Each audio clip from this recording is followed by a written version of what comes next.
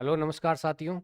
आज हम बात करते हैं सेकंड ग्रेड साइंस के एक एमसीक्यू सीरीज अपन ने शुरू की है। सीरीज में आज अपन चैप्टर लेते हैं न्यूटन के गति के नियम पे। अपन कुछ प्रीवियस ईयर के क्वेश्चन है उस पे अपन क्या करते हैं, चर्चा करते हैं और देखते हैं किस प्रकार के क्वेश्चन वहाँ से पूछे गए और नए क्वेश्चन किस प्रकार से वहाँ पर पूछे जा सकते हैं।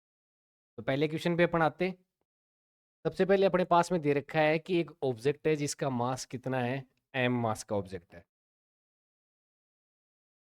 एम मास की एक बॉल दे रखी है और उसकी वेलोसिटी दे रखी है v। और v वेलोसिटी से वो क्या करती है, दीवार से लंबवत यानी दीवार के परपेंडिकुलर से वो क्या करती है, टकराती है।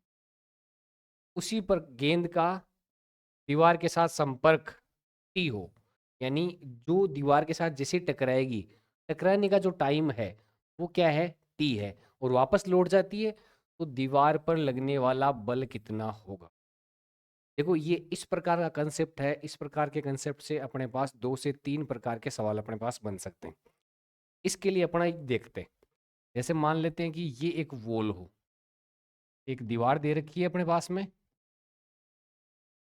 दीवार पे अपने पास में कोई भी बॉल है या कोई भी ऑब्जेक्ट है, वो अगर आपका टकराता हो, जैसे इसमें परपेंडिकुलर दे रखा है, यानी इस दीवार के लंबवत आकर अपने पास में एक बॉल टकराती है। अब इस बॉल की खास बात इसमें क्या क्या होगा, इसका जो द्रव्यमान है वो m है, इसका जो वेग दे रखा है वो v दे रखा है। इस वेग से टकराएगी। अब यहाँ पर बनने वाला कोण है वो कितना हो जाएगा, 90 डिग्री। बनने वाला कोण कितना हो जाएगा, 90 डिग्री। अब इसी प्रकार की जब टक्कर होती है, तो ये जो गेंद होती है वो टकराने के बाद में वापस आ जाती है, और वापस आने के बाद में द्रव्यमान में तो वैसे भी कोई चेंज नहीं होगा। और दूसरी बात रही इसकी जो वेलोसिटी होगी, वो भी क्या रहेगी, v रहेगी। वेलोसिटी भी है, वो भी क्या रहेगी, v रहेगी। अब इस अवस्था में जब भी ऐसा अपने पास में प्रश्न आ जाए कि कोई भी एक गेंद है जिसका मास m है और उसकी वेलोसिटी v है, वो एक दीवार के परपेंडिकुलर टकराती है और वापस उसी दिशा में चली जाती है, तो उस समय अपने पास में संवेग संरक्षण के नियम से बात करते हैं। तब क्या हो जाएगा, अपने पास में बात करें दीवार से लंबवत टकराने पर कुल संवेग। संवेग में क्या हो जाएगा, अपन संवेग में चेंज देख रहे हैं, तो देखो जब भी ये वस्तु यहाँ से जाएगी तो इसका संवेग क्या हो जाएगा, एम वी हो जाएगा। और वापस आ रही है तब इसका संवेग क्या हो जाएगा, नेगेटिव में हो जाएगा, नेगेटिव एम वी। और दोनों की अंतर देख रहे हैं तो ये अपने पास में आ जाएगा एम वी, यहाँ से इस पर आपतित होने के समय का संवेग, माइनस नेगेटिव एम वी वापस आने का संवेग। तो ये अपने पास में कुल संवेग क्या हो जाएगा, 2mv संवेग हो जाएगा। अपने पास में संवेग कितना आ जाएगा, 2mv। और अपने को पता है कि अपन आरोपित बल की बात करते हैं। आरोपित बल है वो क्या हो जाएगा, डेल्टा पी, संवेग में परिवर्तन, संवेग में परिवर्तन बटा समय, इसको शो करेगा। तो क्या हो जाएगा, जो भी आरोपित बल निकालना है वो जितना संवेग में परिवर्तन हो रहा है और वो कितना समय ले रहा है, तो अपने पास में क्या हो जाएगा, अपने को बल की वैल्यू निकालनी है। संवेग में परिवर्तन कितना हो रहा है, 2mv, और समय जिसमें दे रखा था वो कितना हो जाएगा, t। तो अपने पास में लगने वाले बल का जो मान है वो कितना हो जाएगा, 2mv अपॉन टी। ये तो अपने पास में पहले प्रकार का क्वेश्चन हो जाता है, क्योंकि जब भी टकराने का सवाल आएगा अपने पास में अलग अलग एंगल पे सवाल आएगा। तो पहला सवाल तो अगर 90 डिग्री के एंगल पे आ रहा है तो दो चीजें पूछ सकता है कि संवेग कितना होगा, या संवेग में परिवर्तन है वो कितना होगा, तो वो कितना हो जाएगा, 2mv हो जाएगा। दूसरा, अगर समय दे रखा है, आरोपित बल पूछा है, तो क्या हो जाएगा, संवेग में परिवर्तन बटा क्या हो जाएगा, टी के रूप में आ जाएगा। तो अपना यहाँ से क्या आ जाएगा, बल का मान आ जाएगा कि 2mv अपॉन टी हो जाएगा। अब इसके लिए अपने पास में क्या हो सकता है कि अपन जब यहाँ पर बात करते हैं तो अपने पास में क्या हो जाएगा, देखो ये अपना ऑप्शन ए अपना क्या हो जाएगा, राइट हो जाएगा। अब इस प्रकार के प्रश्नों में दूसरा अपने पास में क्या आ सकता है कि किसी अलग कोण पे आपतित हो रहा है, तो इस वाले प्रश्न पे अपन दो तीन चीजें क्या याद रख सकते हैं। अगर अपने को सीधा ही पूछा जाए, याद भी रखा जा सकता है, अपन निकाल भी सकते हैं, लेकिन याद रखने के लिए इजी है। संवेग में परिवर्तन, संवेग में परिवर्तन ये कितना हो जाएगा, 2mv हो जाएगा, जहां m द्रव्यमान है और v क्या है, इसका वेग है।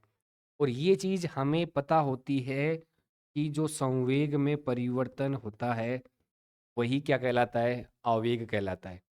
तो इस प्रकार के प्रश्न में या तो सीधा फॉर्मूला पूछ लिया जाए कि ऐसी कंडीशन हो तो संवेग में परिवर्तन कितना होगा, या उसका आवेग कितना होगा, तो 2mv हो जाएगा।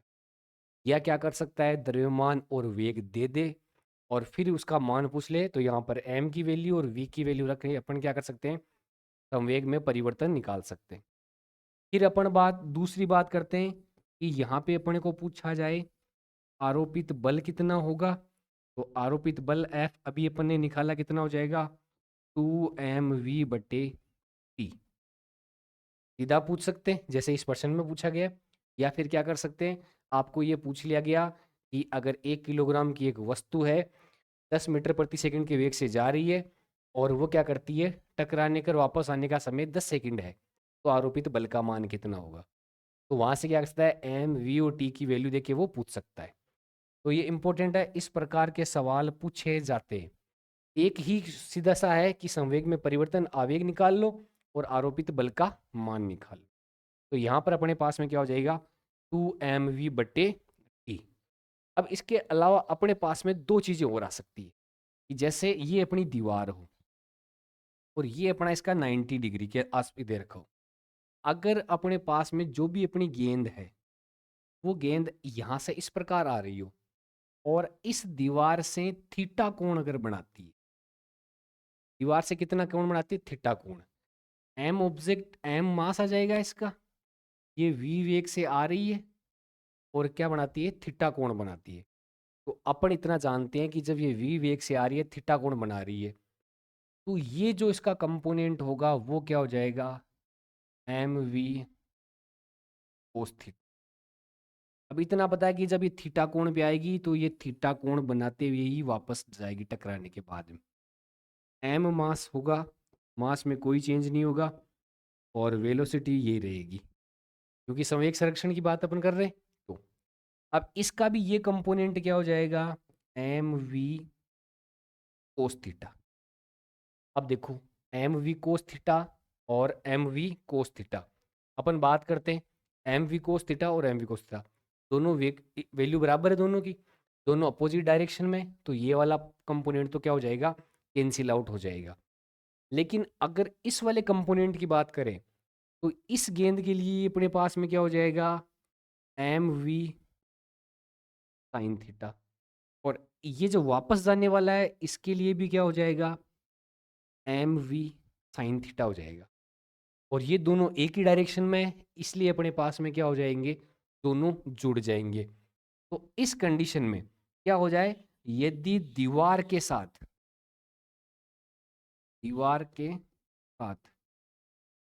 थीटा कोण बनाती है,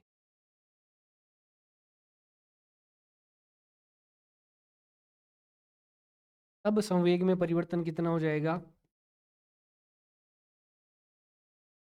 संवेग में परिवर्तन ये अपने पास में आ जाएगा 2mv साइन थीटा। और संवेग में परिवर्तन को ये अपन क्या बोल देते हैं, आवेग बोल देते हैं। संवेग में परिवर्तन है वही किसके रूप में बताएगा, आवेग के रूप में। और वो इस कंडीशन में कितना हो जाएगा, 2mv साइन थीटा हो जाएगा। अब अगर इस कंडीशन के लिए आरोपित बल पूछा जाए कि इस कंडीशन में आरोपित बल क्या होगा, तो आरोपित बल है उसकी वैल्यू अपने पास हो जाएगी 2mv साइन थीटा बाई इसे डिवाइड होके क्या अपने पास में ये आरोपित बल का मान प्राप्त हो जाएगा। उस कंडीशन में क्या था, जब 90 का एंगल बन रहा था संवेग परिवर्तन 2mv था, और आरोपित बल क्या आ जाएगा, 2 mv/t था। लेकिन अब क्या कर रहा है कि अपने पास जो दीवार है, जो अपने को दीवार दे रखी है, दीवार के साथ थीटा कोण बनाते हुए आ रही है, तो उस कंडीशन में अपने पास में ये फॉर्मूला अपने काम में आ सकता है। ये इतना करने की जरूरत नहीं है, आपको सिर्फ इतना है, एक दूसरे 2 बार आप याद करोगे, ये अपने पास में सिर्फ डायरेक्ट याद रह जाएगा और इजीली अपन इसको क्वेश्चन में अप्लाई कर सकते हैं। अगर इसकी बाद में बात करें, एक तरीका इसका और बनता है, वो कौन सा है कि अगर इस प्रकार से अपने पास में दे रखा हो, इस बार क्या हो रहा है कि वो जो गेंद आ रही है वो थीटा कोण इस दीवार से नहीं बनाकर यहाँ इस 90 वाले प्लेन से बनाती है। एम मास की बॉल थी, वी वेलोसिटी है उसकी, और यहाँ से वो थीटा डिग्री का कोण बनाते हुए आती है। तो जब वापस जाएगी तब भी इसी के साथ थीटा कोण बनाएगी। मास एम रहेगा, ये वी वेलोसिटी रहेगी। अब क्या हो जाएगा, थीटा इधर बन रहा है, तो ये क्या हो जाएगा, एम वी कोस थीटा हो जाएगा। इस वाली किरण के लिए एम वी कोस थीटा हो जाएगा। और इनका ये वर्टिकल कंपोनेंट है, ये कितना हो जाएगा, इसके लिए एम वी साइन थीटा। और इसके लिए अपना वर्टिकल कंपोनेंट भी क्या हो जाएगा, एम वी साइन थीटा। तो ये एम वी साइन थीटा दोनों की वैल्यू इक्वल है, दोनों अपोजिट डायरेक्शन में, तो ये कंपोनेंट तो अपना क्या हो जाएगा, कैंसिल आउट हो जाएगा।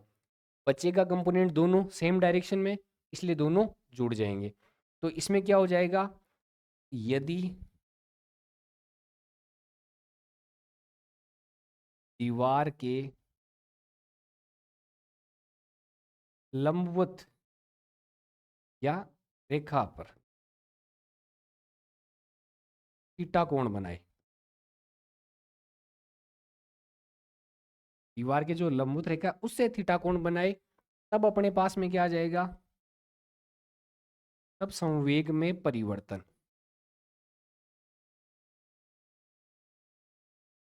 ये अपने पास में किसको शो करेगा, तो दोनों जुड़ जाएंगे, 2 mv कोस थीटा। यही अपना क्या कहलाएगा, आवेग कहलाएगा। और अगर आरोपित बल की बात अपन करें, तो अपने पास में आरोपित बल है, वो अपने पास में क्या हो जाएगा, एफ की वैल्यू अपने पास आ जाएगी 2 mv कोस थीटे, और बट्टे में क्या आ जाएगा, ई आ जाएगा। तीनों कंडीशनों की अपन बात कर लेते हैं, बहुत बार इसमें क्वेश्चन पूछे गए, आरपीसी सेकंड ग्रेड हो, फर्स्ट ग्रेड हो, एस टी हो, जैसे एम पी हो, टीजीटी हो और केवीएस वगैरह, उसमें तीनों में से प्रश्न पूछे जाते हैं। मोस्टली चांसेस, ज़्यादा चांसेस रहते हैं जो अपन 90 डिग्री पे आता है उसके चांसेस ज़्यादा रहते हैं। इसके बाद में अपन बात करते हैं सेकंड क्वेश्चन की।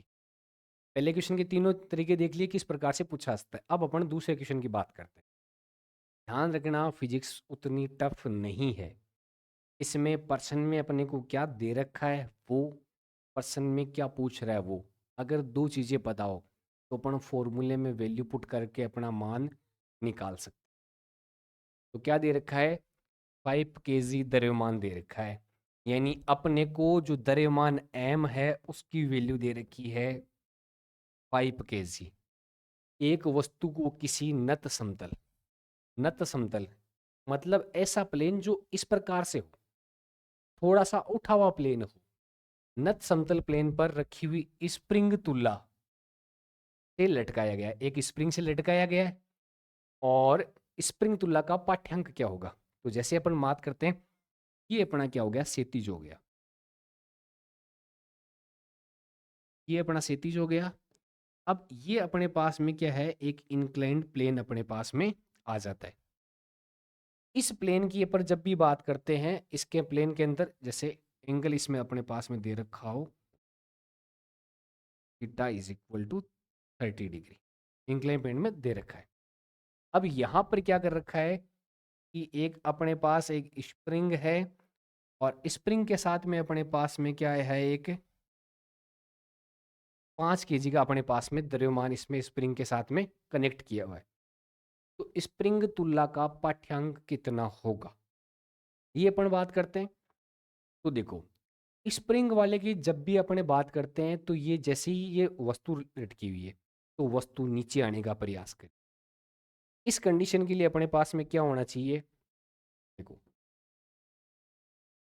यदि वस्तु नीचे की ओर जाती, वस्तु नीचे की ओर जाएगी, तब अपन तुलना के पाठ्यांक की बात करते हैं। उस कंडीशन में क्या हो जाएगा? अपने पास में जो थीटा काम में आएगा वो कौन सा आ जाएगा? Sine theta. कौन सा थीटा आ जाएगा? अगर संवेग की बात करें तो संवेग अपने पास में क्या हो जाएगा? M V sine theta. दूसरी कंडीशन अगर अपन बात करते हैं, यदि वस्तु ऊपर की ओर जा रही हो, ऊपर की ओर जा रही हो या जाती है, तब अपने पास में संवेग की अपन बात करते हैं तो अपने पास में क्या आ जाएगा? एम वी कोस थीटा के पास में अपने पास में क्या आ जाएगी? वैल्यू आ जाएगी। तो इस वाले पर्सन में अपन देख रहे थे कि अपने पास में क्या था कि इसमें 5 किलोग्राम दे रखा है और स्प्रिंग तुला के अंदर लटका हुआ है। तब इसके पास अपने बल की वैल्यू अपने पास में कितनी हो जाएगी? तो अपन इतना मानते हैं कि अपने को बल की वैल्यू पूछी गई है, तो अपन बल की वैल्यू के लिए अपन देखते हैं। तो बल का मान क्या हो जाएगा? बल का मान अपने पास में ऊपर की ओर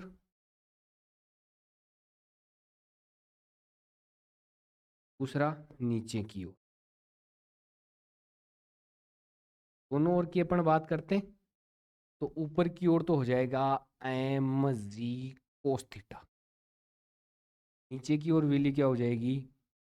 एम जी साइन थीटा। नीचे की ओर वैल्यू पूछी गई है, एम कितना दे रखा है? 5 किलोग्राम। जी का मान अपन जानते हैं 10 हो जाएगा, 10 मीटर प्रति सेकंड स्क्वायर।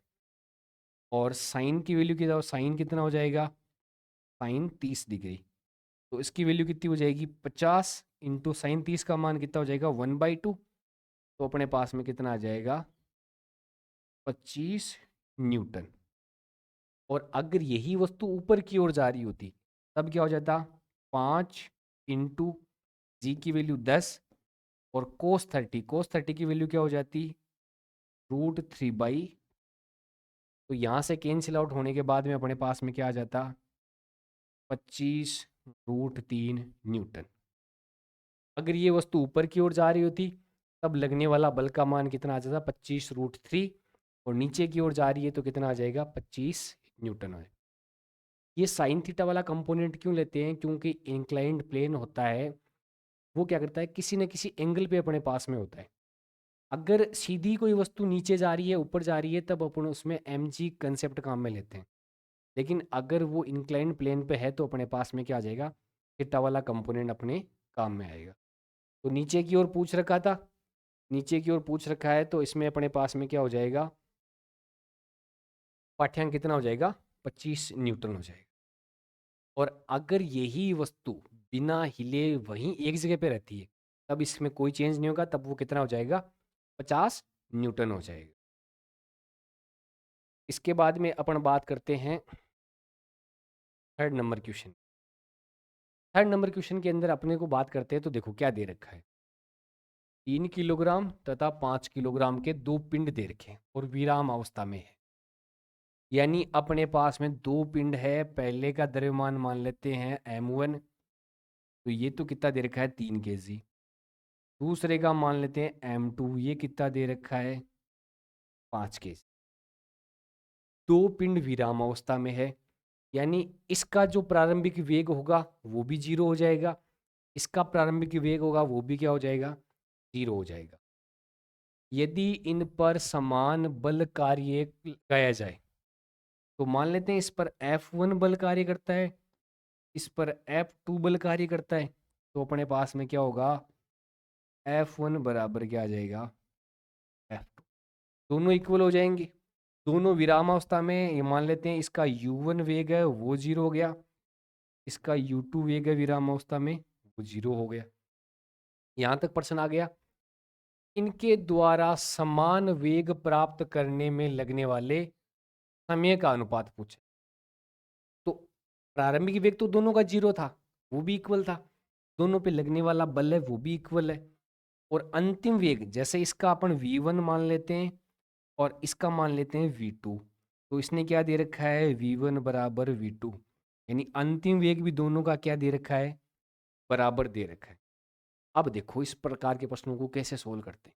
जो चीज प्रश्न में दे रखी है वो चीज अपन ने लिख रखी। अब अगर आप आगे अपन देखते हैं कि बल के सूत्र में अपने पास में कौन कौन सी चीजें होती है, तो एक तो द्रव्यमान होता है और एक त्वरण होता है। और त्वरण के लिए अपने पास में क्या होता है कि अपने को वेग चाहिए और अपने को समय चाहिए।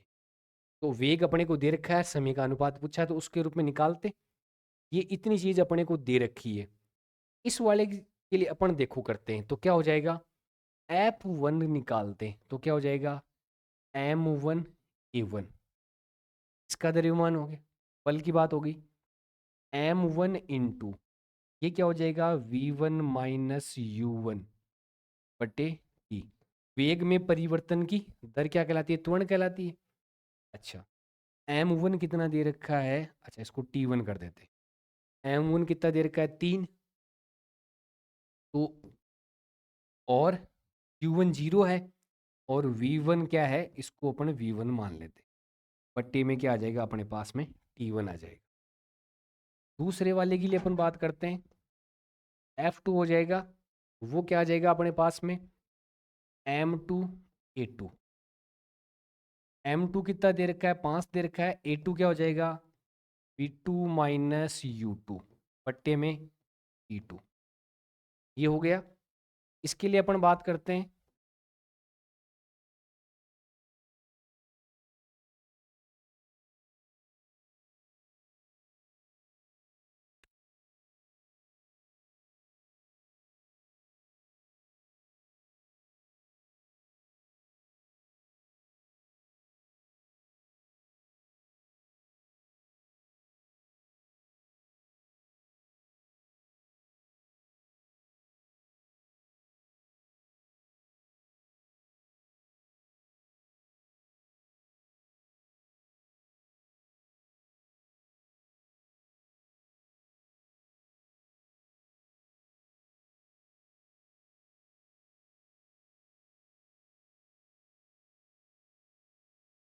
तो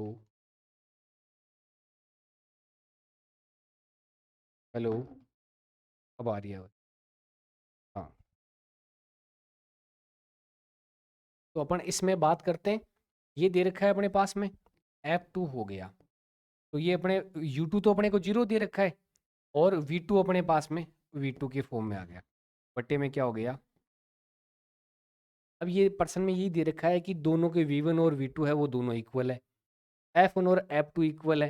तो अपन इसको F1 और F2 को अपन इक्वल करते हैं तो अपने पास में क्या आ जाएगा, उधर तो आ जाएगा अपने पास में 3 × V1 बटे T1 बराबर 5 × V2 बटे T2। अब V1 और V2 दोनों इक्वल दे रखे हैं तो ये दोनों एक दूसरे से कैंसिल आउट हो जाएंगे। इसका पक्षांतरण करेंगे अपने पास में तो ये T उधर जाएगा। तो क्या हो जाएगा, 3/5 T1 बटे, ये अपने पास में आ जाएगा। तो दोनों समयों का अनुपात अपने पास में कितना आ जाएगा, 3/5। और जैसा आपको पता होना चाहिए कि यही अनुपात अपने को दोनों के द्रव्यमानों का दे रखा था। अब इस प्रकार के प्रश्न को इतनी लंबी प्रोसेस के साथ करने से अच्छा क्या हो सकता है, जब अपने को बल का मान समान दे रखा हो, जब अपने को वेग का मान समान दे रखा हो, तब कंडीशन अपने पास में क्या आती है, क्या हो जाएगा, जब क्या हो, दिए गए बल वो भी क्या हो, समान हो, और वेग है वो भी क्या हो, इक्वल दे रखे हो। अगर दो वस्तुएं जिन पर दोनों पे समान वेग है, दोनों का अंतिम वेग समान है, प्रारंभिक विराम अवस्था में दोनों पे लगने वाला बल इक्वल है, तब क्या हो जाएगा, जो अपने पास में समय होगा वो क्या हो जाएगा, द्रव्यमान के समानुपाती हो। यानी अगर इस कंडीशन दे रखी है तो अपने पास में अपने को सीधा याद रखना है कि यदि दो वस्तुओं पर लगने वाला बल समान हो, ये विरामावस्था में हो और अंतिम वेग दोनों का इक्वल दे रखा हो, तब दोनों वस्तुओं द्वारा लिया गया समय है वो क्या होता है, उनके द्रव्यमान के क्या होता है, समानुपाती होता है। अगर द्रव्यमान का अनुपात 3:5 है तो समय का अनुपात भी कितना आ जाएगा, 3:5 आ जाएगा। यहाँ से अपने पास में क्या निकल जाएगा, T1/T2 बराबर M1/M2। इसके लिए सिर्फ दो कंडीशन अपने पास में होनी चाहिए, लगने वाला बल समान होना चाहिए और वेग का मान क्या होना चाहिए, समान होना चाहिए। तो इसमें अपने पास में क्या दे रखा है, 3 और 5 का ऑप्शन देखा है, 3:5 का अपने पास में क्या आ जाएगा ऑप्शन अपने पास में। अगले प्रश्न पे चलते हैं। जब किसी गतिशील वस्तु चाल 2 गुनी कर दी जाती है तो उसमें क्या चेंज आएगा। देखो अपन बात करते हैं चाल की, अपने को क्या दे रखा है, चाल दे रखा है। और चाल को क्या किया जाता है,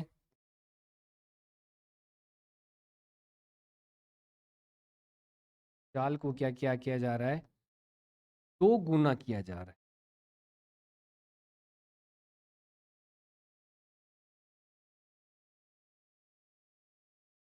अब 2 गुना किया जाता है तो इसमें संवेग की परिभाषा से अपन देखें, संवेग क्या कहता है, m/v। अगर द्रव्यमान नियत है, किसी भी चीज का द्रव्यमान में कोई चेंज नहीं हो रहा है, तो संवेग p है वो समानुपाती किसके हो जाता है, v के। ये कब हो जाता है, जब क्या दे रखा हो अपने पास में, द्रव्यमान क्या हो, नियत दे रखा हो, तब अपने पास में क्या हो जाता है, जो चाल होती है वो संवेग के क्या हो जाती है, समानुपाती हो जाती है। यानी अगर चाल को 5 गुना बढ़ाए तो संवेग 5 गुना हो जाएगा, चाल को 2 गुना बढ़ाया जाए संवेग 2 गुना हो जाएगा। तो जितनी स्पीड से अपन चाल को बढ़ाएंगे उसी स्पीड से अपने पास में क्या बढ़ जाएगा, संवेग अपने पास में बढ़ता जाएगा। तो इसमें अपने को पूछा गया है कि इस स्थिति में क्या होगा, तो अपने पास में क्या हो जाएगा, इसका संवेग है वो क्या हो जाएगा, 2 गुना हो जाएगा। गतिज ऊर्जा की बात करें तो गतिज ऊर्जा क्या हो जाएगी, 1/2 mv²। यहाँ पे तो क्या था, P बराबर m। यहाँ पे देखो गतिज ऊर्जा की जब भी अपन बात करते हैं ना, तो गतिज ऊर्जा क्या होती है, अगर आपने वेग के इस प्रकार से होती है, काइनेटिक एनर्जी ये प्रोपोर्शनली क्या होता है, v² होता है। तो अगर अपने वेग को 2 गुना बढ़ा दिया तो अपने पास में गतिज ऊर्जा 2 का स्क्वायर यानी 4 गुना बढ़ जाएगी। तो v² के समानुपाती होती है, स्टेटमेंट क्या हो जाएगा, सीधा सा अपने पास में क्या हो जाएगा, गलत हो जाएगा। दूसरा, अगर अपन बात करते हैं स्थितिज ऊर्जा की, अपन बात करते हैं तो स्थितिज ऊर्जा होती है ये वेग पर निर्भर नहीं करती।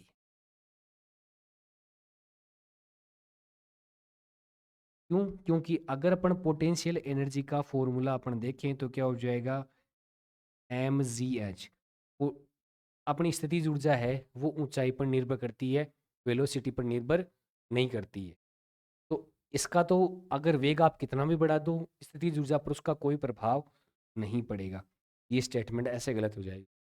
अगर त्वरण की बात करें तो त्वरण की फॉर्मेट में अपन देखें तो a बराबर क्या होता है, v-u/t। और यहाँ पर अपन समय को नियत नहीं रख सकते, तो जब तक अपने पास समय नहीं दे रखा होगा अपन केवल चाल के आधार पे यह नहीं बता सकते कि त्वरण 2 गुना हो जाएगा।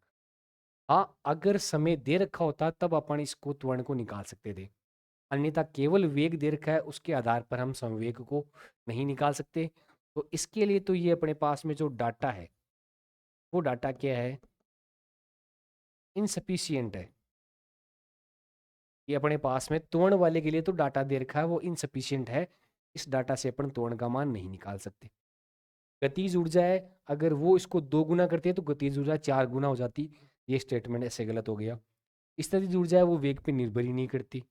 तो इसके अपने राइट आंसर क्या हो जाएगा कि जैसे ही अपन वेलोसिटी बढ़ाएंगे, 2 गुना करेंगे, तो अपनी जो संवेग है वो भी कितना हो जाएगा, 2 गुना अपने पास में हो जाएगा। अब अपन बात करते हैं नेक्स्ट क्वेश्चन।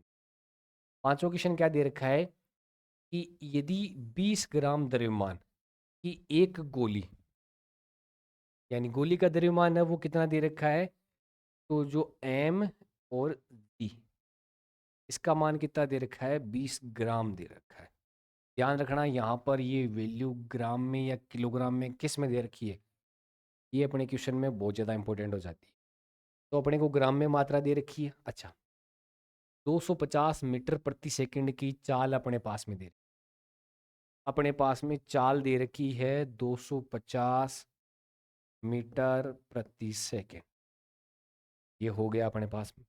लकड़ी के अंदर 12 सेंटीमीटर तक, यानी ये जो कितनी डिस्टेंस कवर की, इसके द्वारा दूरी तय कितनी की गई है, 12 सेंटीमीटर इसके द्वारा दूरी तय की। और अब जैसे इसके अंदर धसेगी तो ये विरामावस्था में आ जाएगी, और विराम अवस्था में लाने के लिए औसत बल कितना लगेगा। तो देखो अपने को क्या क्या चीजें दे रखी है। अपने को उस गोली है उसका द्रव्यमान दे रखा है, का वेग दे रखा है, और उसमें लगने वाला अंदर वो कितनी दूरी तक जाती है वो दे रखा है। अब इस प्रकार के प्रश्न में जब भी अपन बल की बात करते हैं तो बल होता है द्रव्यमान इंटू त्वरण। अब अपन गति के नियमों से त्वरण को दो तरीके से आसानी से निकाल सकते हैं। वो पर्सन पे निर्भर करता है कि उसको किस पर कौन सा सूत्र उसमें लगेगा।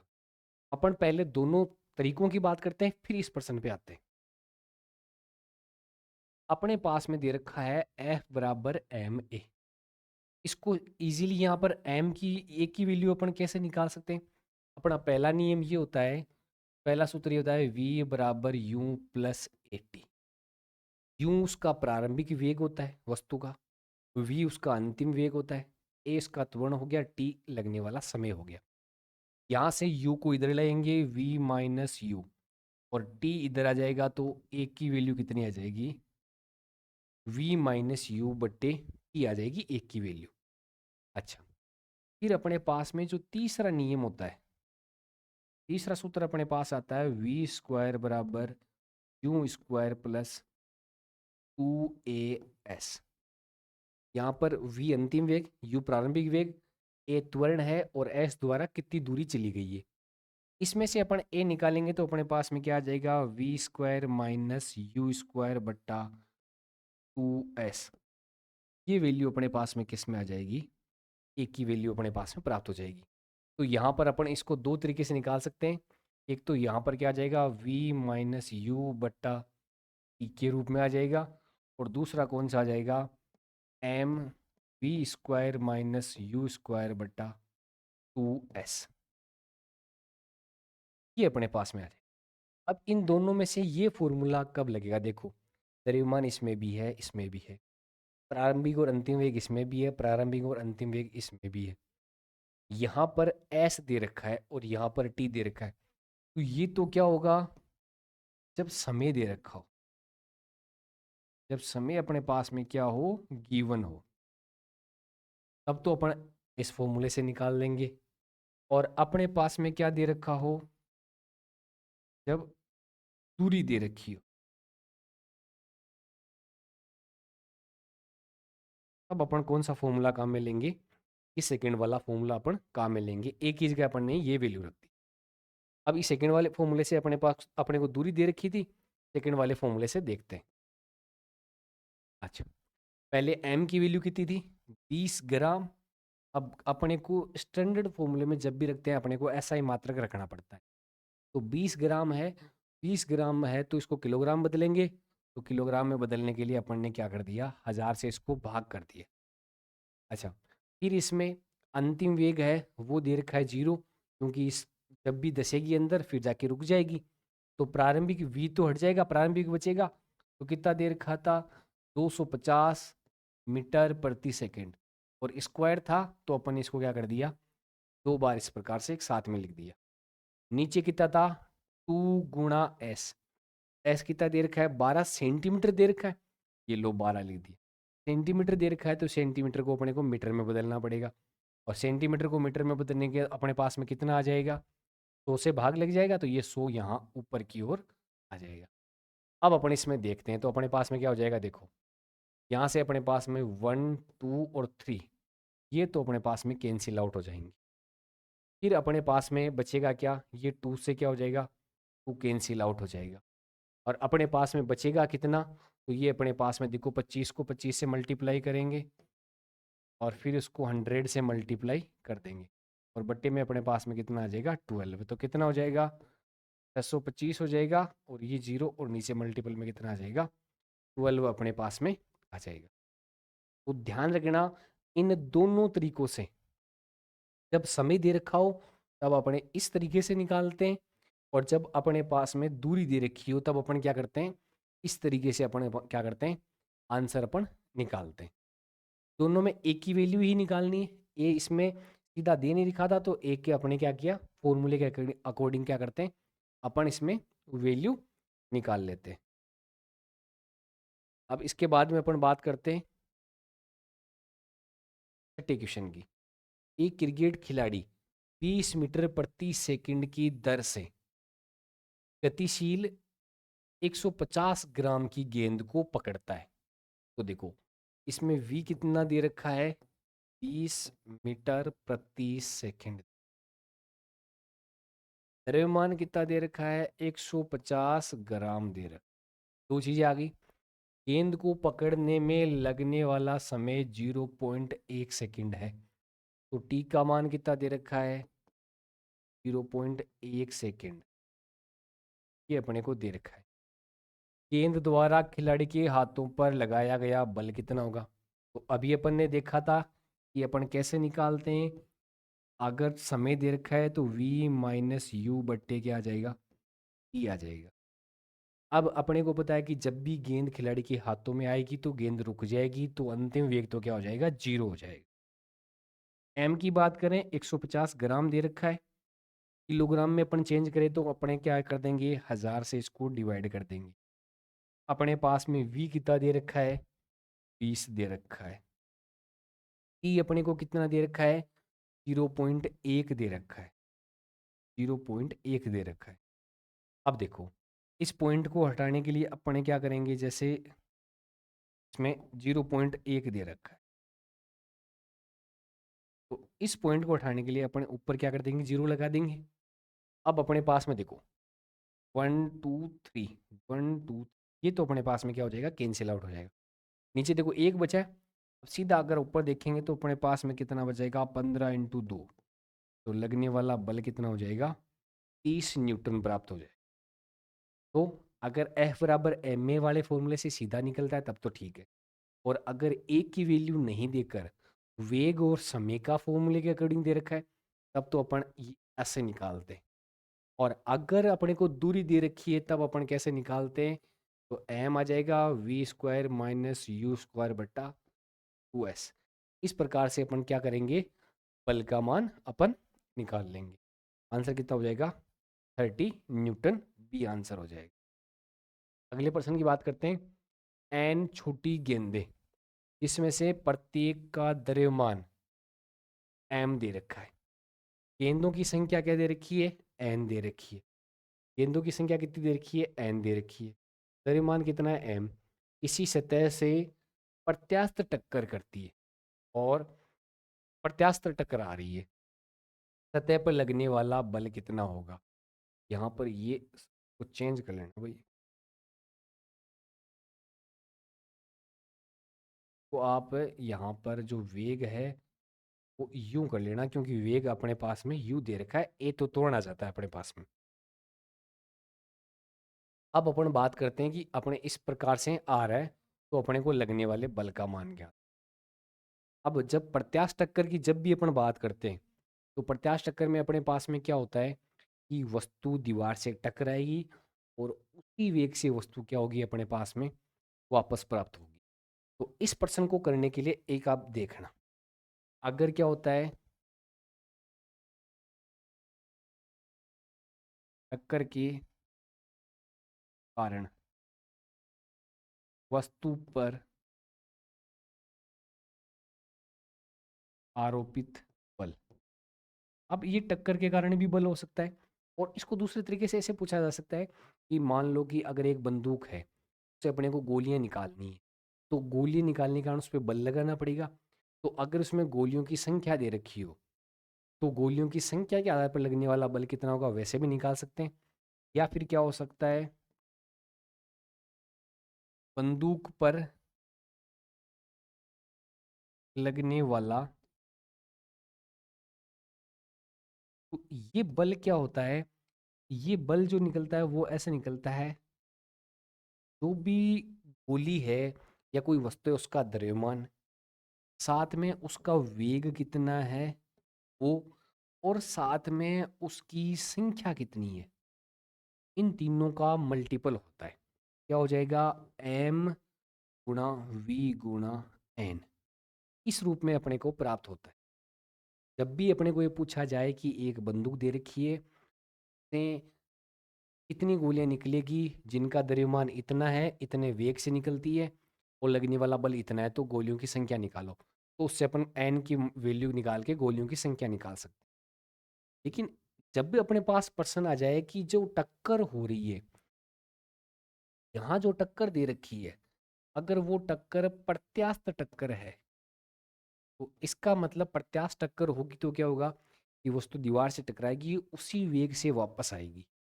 तो क्या हो जाएगा, तब अपने पास में आरोपित बल क्या हो जाएगा।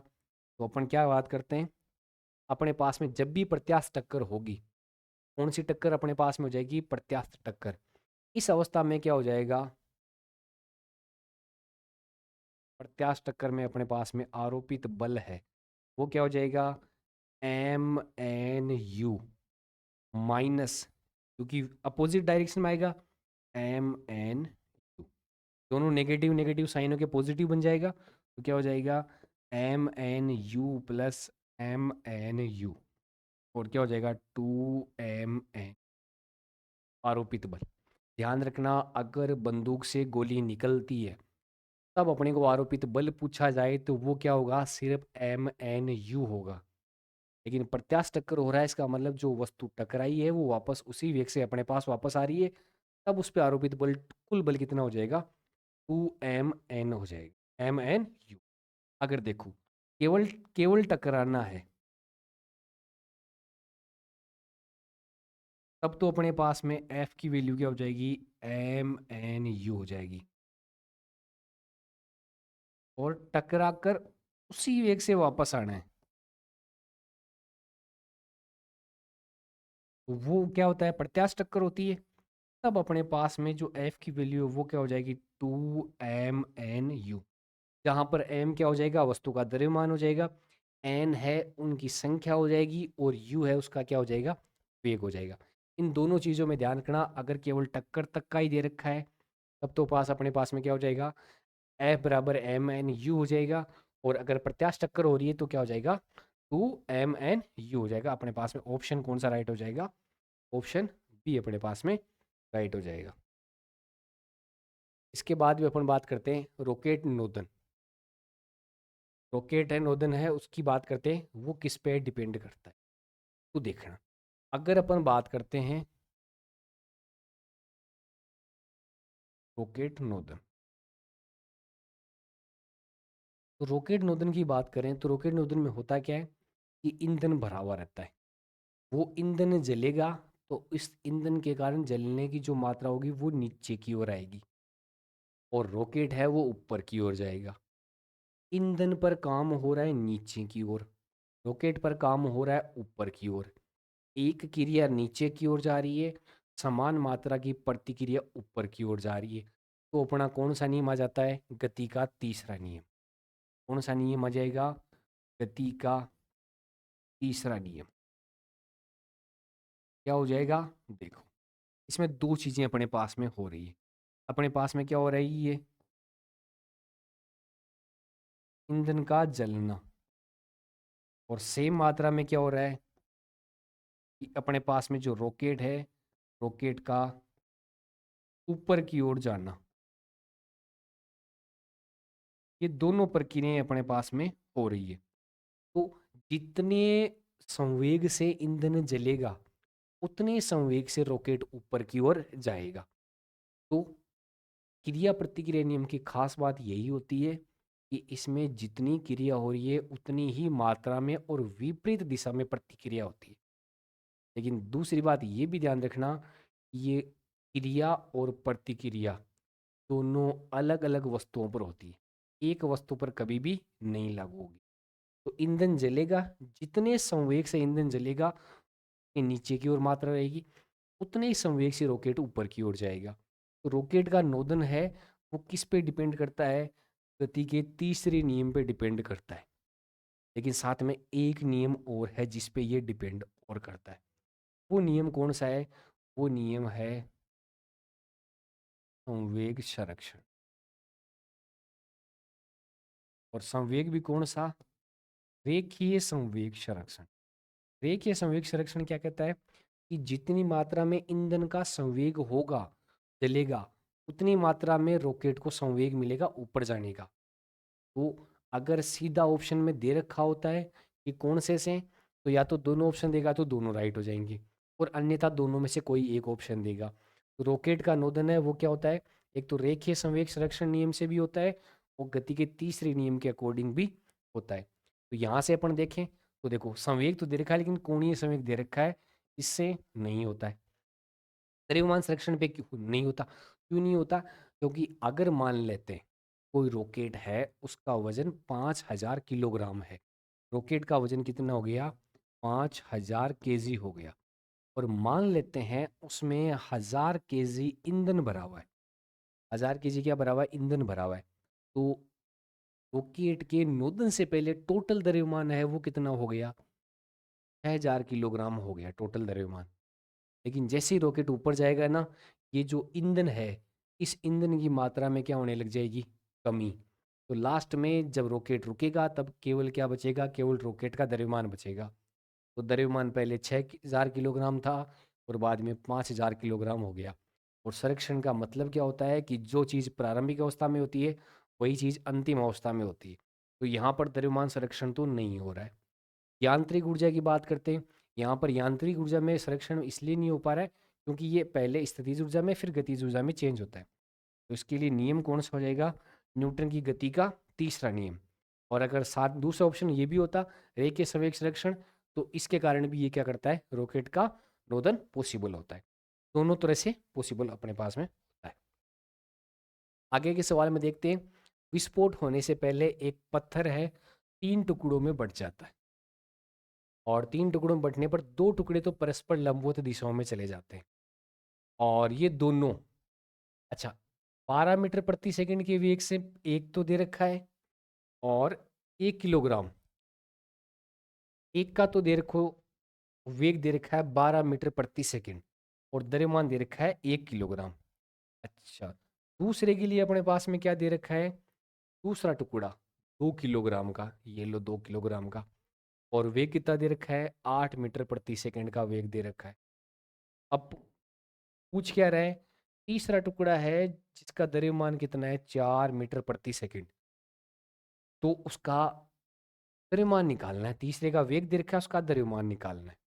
अब इस प्रकार के प्रश्न जब भी अपने पास में आए तब अपन क्या कर सकते? तो देखो, विस्फोट की अवस्था की बात अपन करते, जब भी कोई पत्थर हो गया, कोई बम हो गया, तो अपने पास में क्या हो गया? अपने को वो क्या देगा? संवेग संरक्षित रहेगा।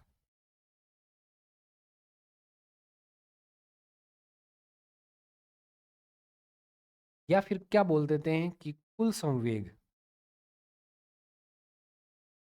वो क्या रहेगा? नियत रहेगा। कुल संवेग क्या रहेगा? नियत रहेगा अपने पास में। तो अपन जब भी इसमें बात करते हैं 2 या 3 टुकड़ों में जब भी डिवाइड होता है, तो देखो, प्रारंभ में एक जब भी एक गोला होता है या फिर एक पत्थर है, वो प्रारंभ में क्या था? उसमें कोई वेग नहीं था। तो उस समय तो वो रुका हुआ था, तो उसका संवेग क्या हो गया? जीरो हो गया। तो देखो अपने पास में क्या हो जाएगा कि संवेग संरक्षण में क्या होता है कि जो प्रारंभिक संवेग होता है वो और अंतिम संवेग, ये दोनों क्या होते हैं? बराबर होते हैं।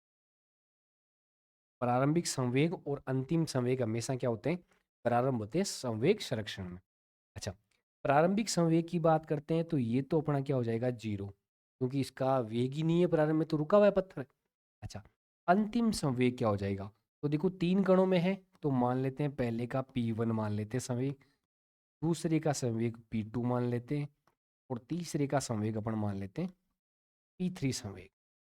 तो इन तीनों का संवेग है वो क्या हो जाएगा, प्रारंभिक संवेग के बराबर हो जाएगा। अब मान लेते हैं कि P1 और P2 है वो 2 थे और P3 तीसरा था। अगर P3 को अपन इधर लेके आए तो अपने पास में क्या हो जाएगा, P3 हो जाएगा, और P3 नेगेटिव में आ जाएगा, और इधर क्या हो जाएगा, P1 प्लस P, ये अपने पास में नेगेटिव साइन को उधर लेके जाएं तो P3 अपने पास में क्या प्राप्त हो जाएगा, P1 प्लस P, और अपने पास में बाहर साइन कैसा आ जाएगा, नेगेटिव अपने पास में साइन आ जाएगा, ये अपने पास में प्राप्त हो जाता है। अब ध्यान रखना, इसकी अपन जब भी बात करते हैं तो अपना ये जो नेगेटिव साइन है ना, ये नेगेटिव साइन बना रहेगा। अगर इसमें लंबवत नहीं जा रहे हैं तब तो अपन ऐसे निकालते हैं, लेकिन अगर अगर अपने पास में दो टुकड़े लंबवत जा रहे हैं तब अपने पास में क्या हो जाएगा, तब अपने पास में क्या हो जाएगा, P3 बराबर P1 का स्क्वायर प्लस P2 का स्क्वायर, ये अपने पास में प्राप्त हो जाएगा। अगर अपने पास में लंबवत की बात आ रही है तब अपने पास में ये अपने पास फॉर्मूला प्राप्त हो जाएगा कि अगर लंबवत दो आपस में लंबवत जा रहे हैं तो तीसरे का संवेग अपने पास में ये आ जाएगा। इसकी बात अपन करते हैं तो देखो, तीसरा कण है उसका द्रव्यमान हो जाएगा और इनटू उसमें क्या हो जाएगा, उसका वेग हो जाएगा। अपन इस फॉर्मूले को यहाँ अप्लाई करते हैं तो क्या हो जाएगा, देखो M3P3, ये P3 की वैल्यू आ गई, फिर क्या हो जाएगा, यहाँ पर अंडर रूट में क्या आ जाएगा अपने पास में, M1P1 का स्क्वायर प्लस M2P2 का स्क्वायर, और ये किस में आ जाएगा, पूरी की पूरी वैल्यू किस में आ जाएगी अपने पास में, अंडर रूट में अपने पास में पूरी की पूरी वैल्यू अपने पास आ जाएगी। निकालते इसका, द्रव्यमान दे रखा, वेग दे रखा है, तो M3 × 4 बोल, M1 कितना दे रखा है, 1 किलोग्राम इंटू 12, M2 कितना दे रखा है, 2 किलोग्राम, V2 कितना दे रखा है अपने पास में 8, ये अपने पास में स्क्वायर, और ये स्क्वायर रूट आ गया। अब देखोगे तो अपने पास में क्या हो जाएगा, 12 का 144 हो जाएगा स्क्वायर, और फिर अपन यहाँ पर क्या हो जाएगा, 8 दूनी 16, 16 का स्क्वायर अपने पास में हो जाएगा 256। तो ये अपने पास में कितना आ जाएगा, 256 और 144 400, और अंडर रूट 400 किसका होता है, 20 का स्क्वायर। तो अपने पास में इन दोनों का गुणनफल कितना आ गया, अपने पास में 20 आ गया। अब देखो, जैसे 20 आ गया, M3 × 4 बराबर कितना आ गया, 20, 4 इधर डिवाइड में जाएगा तो M3 बराबर क्या हो जाएगा, 20/4 इक्वल टू क्या आता जाएगा, 5 kg में दे रखा है, तो ये 5 kg है, ये अपने पास में प्राप्त हो जाएगा। तो इस प्रकार से जब भी अपने पास में एक चीज का ध्यान रखना, अगर अपने पास में P3 है, अगर वो दोनों किसी भी एंगल पर हो तब तो अपने पास में ये आ जाएगा,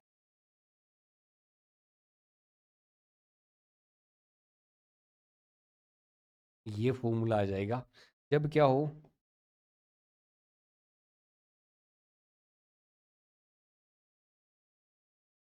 जब दोनों के मध्य थीटा कोण हो, फिर अपने पास में दूसरा वाला अपने पास में क्या आ जाएगा, P3 = P1 square plus P2 square, ये अपने पास में कब आ जाएगा, जब अपने पास में क्या दे रखा हो, दोनों क्या हो, लंबवत हो। जब दोनों लंबवत हो तो अपन क्या करेंगे, तीसरे का संवेग है वो क्या हो जाएगा, अंडर रूट पहले के संवेग का स्क्वायर प्लस दूसरे के संवेग का स्क्वायर। और अगर सीधे थीटा दे रखा हो तो अपन ये इस पूरे फॉर्मूले के अकॉर्डिंग निकाल सकते हैं। तो इस वाले पर्सन में अपने को पूछा क्या गया था कि ये चीज़ दे रखी थी, इसका वेग दे रखा था और अपने को द्रव्यमान पूछा था। तो अपने पास में निकलने वाला द्रव्यमान है वो अपना कितना आ जाएगा, 5 किलोग्राम है वो अपने पास में क्या आ जाएगा, द्रव्यमान आ जाएगा। ध्यान रखना ये संवेग संरक्षण के नियम पे आधारित सवाल पूछे जाते हैं।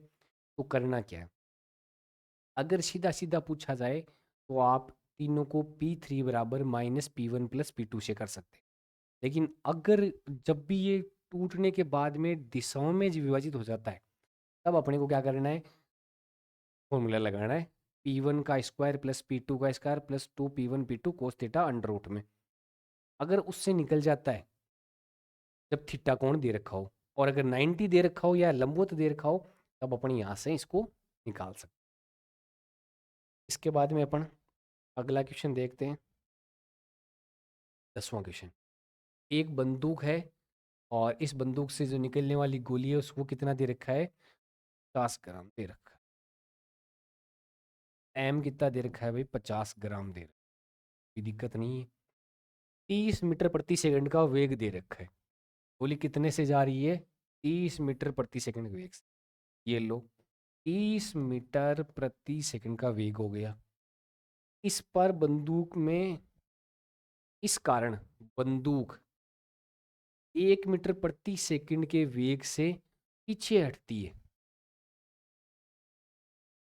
तो बंदूक का द्रव्यमान क्या होगा। अब सुनना, इसमें ये अपने पास में बंदूक का द्रव्यमान दे रखा है, तो ये एम इसको कर देंगे एम गन। अच्छा, 30 मीटर वेग से गोली को छोड़ती है, तो ये इसके अंदर बात करते हैं गोली के दे रखा है, सॉरी बुलेट का दे रखा है। ये अपने पास में यहाँ पर बुलेट का दे रखा है। एक सेकंड, हम एक संरक्षण वाले नियम की अपन बात करते हैं। तो अपने पास में क्या देता है कि अगर अपने पास में एक बंदूक है, तो बंदूक से जब भी गोली निकलेगी आगे की ओर और बंदूक जाएगी पीछे की ओर। जितनी संवेग से गोली आगे जाएगी उतने ही संवेग से बंदूक पीछे की ओर जाएगी। तो जब भी गोली और बंदूक की बात की जाए तो अपन क्या बोल सकते हैं, बंदूक का पीछे जाने पर संवेग,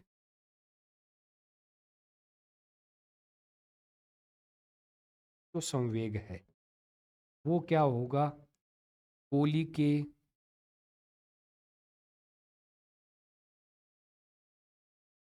आगे जाने पर जो संवेग होगा ये क्या होगा, बराबर होगा, क्योंकि संवेग संरक्षण का नियम यही कहता है।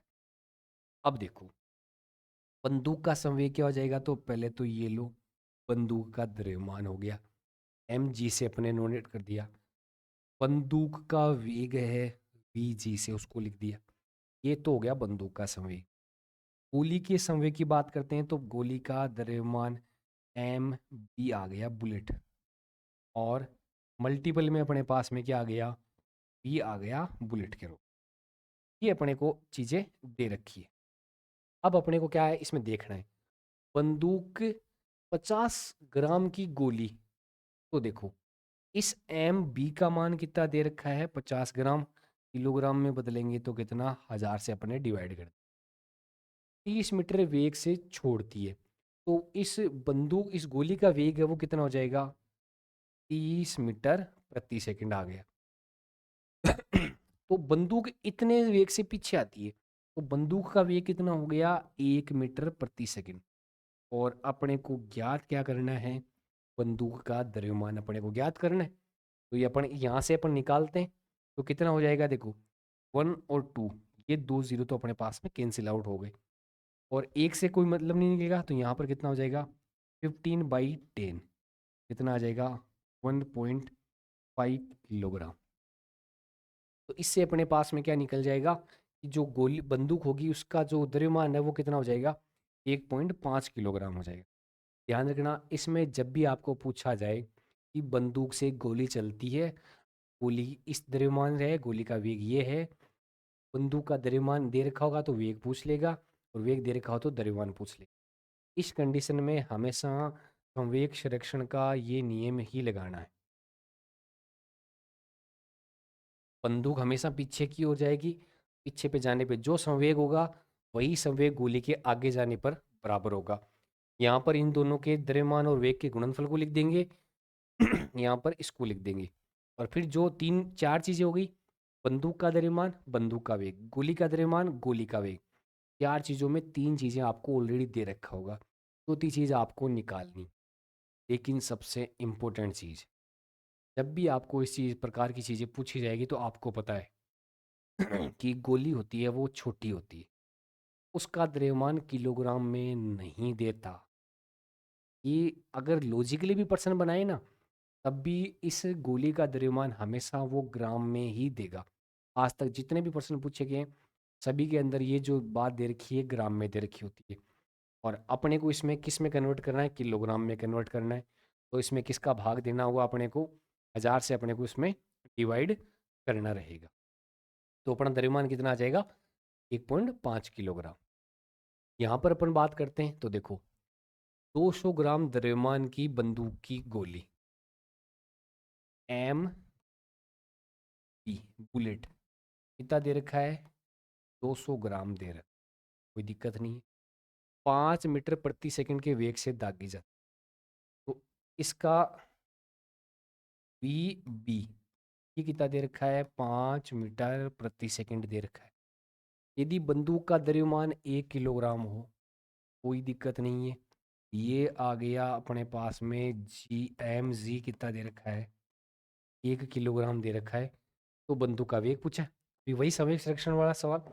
इसमें अपने इस बार अपने को क्या पूछा गया है, इसमें वेग क्या होगा। तो अपने पास क्या करेंगे, देखो एम जी गुणा वी जी बराबर एम बी गुणा हो जाएगा। तो एम जी कितना दे रखा है, 1 kilogram, 1 × V G. M B कितना दे रखा है, 200 ग्राम। फिर से आपको बता रहा हूँ कि इसको किस में कन्वर्ट करना है, किलोग्राम में। तो डिवाइड कितने से हो जाएगा, 1000 से। वी बी कितना दे रखा है, 5 दे रखा है। तो देखो अपने पास में क्या होगा, ये दो तो कैंसिल आउट हो जाएंगे, बचेगा क्या, 5 दूनी 10 हो जाएगा, नीचे भी 10 हो जाएगा। तो कितना हो जाएगा, 10/10। और अपने पास में कितना आ जाएगा, 1। तो जो वी जी है वो कितना आ जाएगा, 1 मीटर प्रति सेकंड अपना आंसर आ जाएगा। इस संवेग संरक्षण पे सीधा सा सवाल बहुत ज़्यादा बार पूछे जाते हैं और बच्चे गलत करके आते हैं। इसके कारण इसके कारण वो इस क्वेश्चन में इस जो भी ग्राम में मात्रा दे रखी होती है उसको सही से कन्वर्ट नहीं कर पाते हैं, और वहाँ पे क्या हो जाता है, गलत हो जाता है। और क्योंकि जब अपन ऐसा ही मात्रक में निकाल रहे हैं तो उसका अपन क्या करते हैं, किलोग्राम में बदलते हैं। और किलोग्राम में बदलने के लिए अपन क्या करते हैं, 1000 से डिवाइड करते हैं। इसके बाद नेक्स्ट क्वेश्चन की अपन बात करते हैं। तो देखो क्या दे रखा है, एक अपने पास में मशीन गन है। मशीन गन है, 40 ग्राम द्रव्यमान दे रखा है कि गोली का 120 मीटर प्रति सेकंड। यानी इसका जो गोली का द्रव्यमान दे रखा है, बुलेट का द्रव्यमान दे रखा है, ये दे रखा है 40 ग्राम। और बी बी दे रखा है, ये कितना दे रखा है, 120 मीटर प्रति सेकंड दे रखा है। कोई दिक्कत नहीं। मशीन गन पकड़ने वाला अधिकतम 144 न्यूटन का बल। तो जो आरोपित बल है वो कितना है, 144 न्यूटन दे रखा है। मशीन गन से प्रति सेकंड अधिकतम कितनी गोलियां छोड़ी जा सकती। तो ये आपको एक बार पहले भी बताया था कि अगर आरोपित बल की अपन बात करते हैं तो आरोपित बल का, अगर बंदूक से गोली निकल रही है या फिर कोई चीज़ दीवार से टकरा रही है, तो उसमें क्या हो जाएगा, अपन ने ये पढ़ा था कि आरोपित बल है वो क्या होता है, F बराबर एम एन वी, या एम एन यू भी लिख सकते हैं जब वेग यू दे रखा हो तो। अब इस प्रश्न में अपने पास में क्या दे रखा है अपने को, कि एफ का मान दे रखा है 144 न्यूटन, द्रव्यमान दे रखा है 40 ग्राम। तो 1000 से डिवाइड करके इसको किलोग्राम में बदल दिया। एन की वैल्यू प्रति सेकंड गोलियों की संख्या पूछी गई है, इसको बिल्कुल भी ऐसा कैसा रख लेंगे। फिर v दे रखा है, v कितना दे रखा है, 120 दे रखा है। कोई दिक्कत नहीं, इसको ऐसे एज इट इज रख लेंगे। देखो 1 1 और 2, ये अपने पास में एज इट इज ऐसा कैसा आ जाएगा। अब अपन बात करते हैं, तो ये देखो ये मल्टीपल होके क्या बन जाएगा, 1440 बन जाएगा। और ये कितना हो जाएगा, 12 चौके 48 एन अपने पास में। इसको अगर अपन यहाँ इधर की ओर लेते हैं तो अपने पास में क्या हो जाएगा, 1440/48 उल्टू क्या आ जाएगा अपने पास में, एन आ जाएगा। तो देखो अगर 12 से डिवाइड करेंगे, 12 चौके 48, और ये कितना हो जाएगा, 120 अपने पास में प्राप्त हो जाएगा। तो अपने पास में कितना हो जाएगा, इसमें 120 मीटर प्रति सेकंड दे रहा है। तो अपने पास में कितना आ जाएगा, 30 आ जाएगा। कितनी गोलियां छोड़ी जा सकती है, 30 आ जाएगा। में एक कहाँ दे रखी है, मैंने 144 न्यूटन दे दिया, नहीं ये एम एन वी दे दिया, एम 40 ग्राम हो गया, 40/1000 हो गया, और 120 मीटर प्रति सेकंड हो गया। तो 30 कर लेना भाई। एन की वैल्यू अपने पास में कितनी आ जाएगी, 30 आ जाएगी। कितनी आ जाएगी, 30 वैल्यू अपने पास में प्राप्त हो जाएगी। सीधा सा है। आरोपित बल का मान जब भी अपन ज्ञात करेंगे तो आरोपित बल अपने पास में क्या हो जाएगा, एफ बराबर एम एन वी हो जाएगा, जहाँ पर एम द्रव्यमान हो जाएगा, एन प्रति सेकंड उस गोलियों की संख्या हो जाएगी, और वी क्या हो जाएगा, उसका वेग अपने पास में प्राप्त हो जाएगा। इसके बाद में बात करते हैं बलों का सही क्रम कौन सा है। यानी जब भी अपन बात करते हैं तो गुरुत्वाकर्षण बल हो गया, दुर्बल बल हो गया, नाभिकीय बल हो गया, स्थिर विद्युत बल हो गया, या प्रबल बल हो गया, इनकी बात करते हैं। तो देखो गुरुत्वाकर्षण बल की अपन बात करते हैं तो सबसे कमजोर बलों के अंदर इसको गिना जाता है। इसका कारण क्या हो जाएगा, तो कारण क्या है कि गुरुत्वाकर्षण बल लगता है दो वस्तुओं के बीच की दूरी पर और उनके द्रव्यमान के कारण। तो इसमें दुर्बलता सर्वाधिक रहेगी, क्योंकि दूरी बढ़ने से क्या होता है, ये बल क्या हो जाएगा, दुर्बल हो जाएगा। तो सबसे पहले अपन देखें तो अपने पास में कौन सा आ जाएगा, गुरुत्वाकर्षण बल अपने पास में आ जाएगा। उसके बाद में फिर अपने पास में इससे बड़ा कौन सा हो जाएगा, अपने पास में दुर्बल बल हो जाएगा। गुरुत्वाकर्षण बाद की बात करें, फिर दुर्बल बल की बात करें, फिर अपने पास में क्या आ जाएगा, स्थिर विद्युत बल। स्थिर विद्युत क्या होता है, किसी स्थिर आवेश के कारण उत्पन्न होने वाला विद्युत बल क्या कहलाता है, स्थिर विद्युत बल कहलाता है। तो वो भी क्या इसके बाद में आ जाएगा, स्थिर विद्युत बल।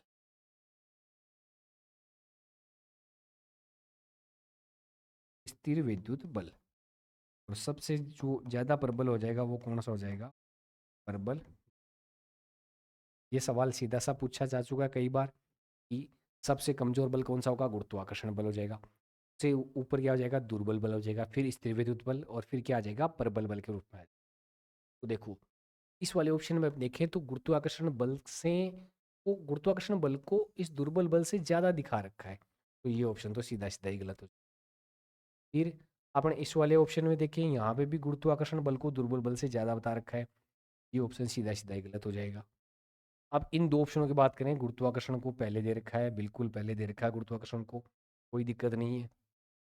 फिर यहाँ पे देखो दोनों में प्रबल बल को लास्ट में दे रखा है, प्रबल बल लास्ट में दे रखा है, लेकिन गलती कहाँ पर है कि यहाँ पर स्थिर विद्युत बल को दुर्बल बल से कमजोर बताया गया है, जबकि स्थिर विद्युत बल होता है वो दुर्बल बल से प्रबल होता है।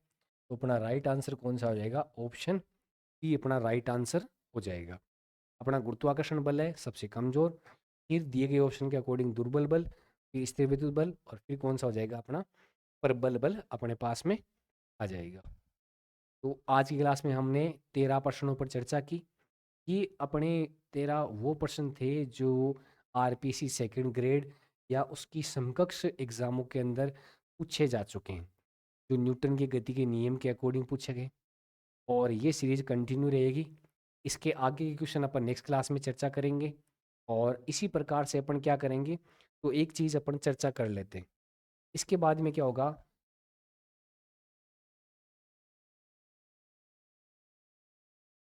RPSC senior teacher